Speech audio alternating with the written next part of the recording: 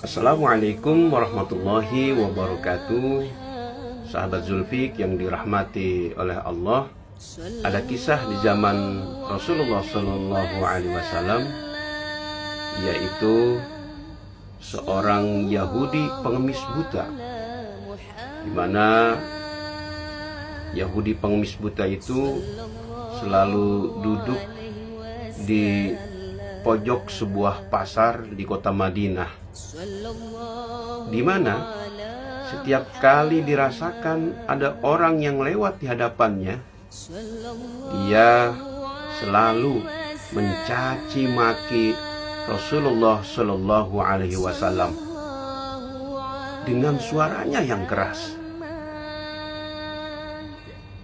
Ia adalah orang gila,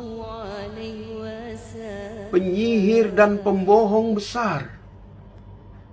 Bila kalian mendekati Muhammad, kalian pasti akan terpikat dengan kata-katanya yang teramat manis itu. Meski Nabi Muhammad Sallallahu Alaihi Wasallam tahu dan mendengar sendiri apa yang diucapkannya, kebencian yang diucapkan pengemis buta itu kepadanya, tetapi beliau mendatanginya setiap hari pagi dan petang untuk memberi makan, menyuapi Yahudi pengemis buta itu dengan sangat sabar dan penuh kasih sayang. Nabi Muhammad kemudian wafat, dan mendengar berita kewafatannya itu, si pengemis Yahudi buta itu tertawa terbahak-bahak, menandakan sangat senang mendengar berita itu. Namun keesokan harinya dia merasa kesepian. Mana orang yang sering mendatanginya setiap pagi dan setiap petang untuk menyuapinya, sekedar makan pengisi lapar perutnya. Ia tunggu dari pagi hingga sore hari, ternyata orang itu tidak kunjung datang. Kemudian beberapa hari setelah itu, Abu Bakar As-Siddiq mendatangi putrinya, yaitu Aisyah, yang merupakan istri Nabi Muhammad Sallallahu Alaihi Wasallam. Abu Bakar As-Siddiq menanyakan kepada Aisyah, apakah ada kebiasaan Nabi yang belum ia lakukan sepeninggal Nabi Muhammad Sallallahu Alaihi Wasallam. Maka Aisyah berkata kepada ayahnya, "Wahai ayahku, engkau sudah melakukan semua kebiasaan yang dilakukan oleh Rasulullah, kecuali satu hal." Kemudian Aisyah menceritakan kepada ayahnya Abu Bakar As-Siddiq tentang kebiasaan Nabi mendatangi Yahudi pengemis buta itu. Maka kemudian Abu Bakar As-Siddiq bergegas dengan membawakan makanan untuk si Yahudi pengemis buta itu. Maka tibalah Abu Bakar As-Siddiq menemui pengemis buta tadi. Kemudian Abu Bakar As-Siddiq memulai menyuapi si pengemis buta itu. Tetapi dirasakan oleh si pengemis buta itu sepertinya berbeda sentuhan-sentuhan yang diberikan orang yang menyuapi makan itu.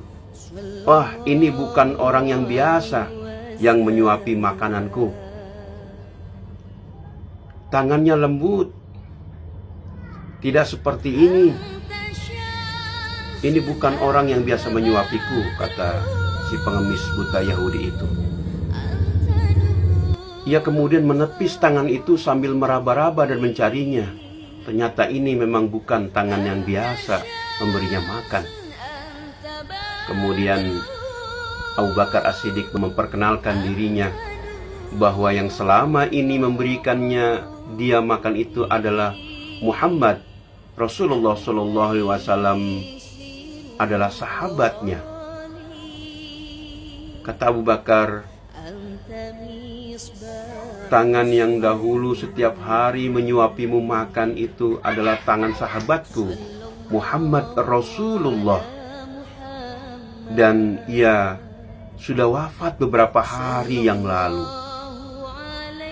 Seketika itu juga Yahudi pengemis buta itu menjerit histeris sejadi-jadinya mendengar berita bahwa orang yang setiap hari menyuapinya itu adalah Muhammad, orang yang dia benci, orang yang setiap hari dia caci, dia maki. Ia amat menyesal telah mencaci dan memakinya.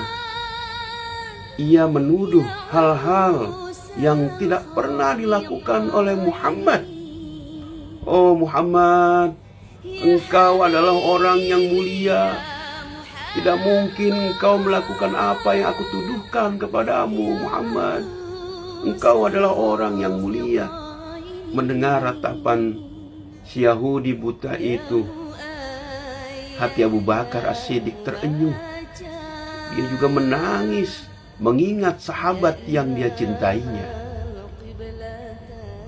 Kemudian dengan kesalahannya itu, si Yahudi buta itu menyadari bahwa tidak seperti apa yang dituduhkan kepada Muhammad, orang yang dia benci itu. Muhammad adalah orang yang mulia.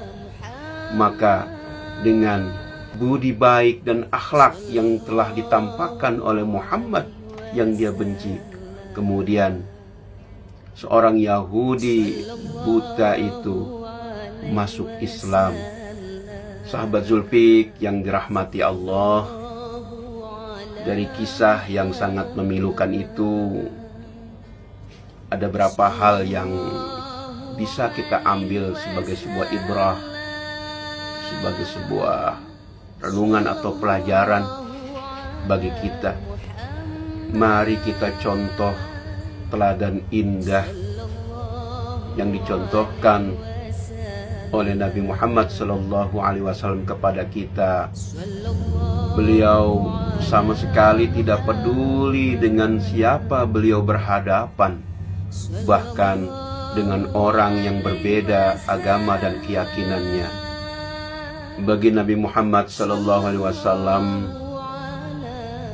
kemanusiaan di atas segala-galanya. Kasih sayang yang beliau tebarkan adalah yang nomor satu. Yang kedua, teladan Rasulullah SAW juga memberikan pelajaran bagi kita, pelajaran yang sangat berharga bagi kita,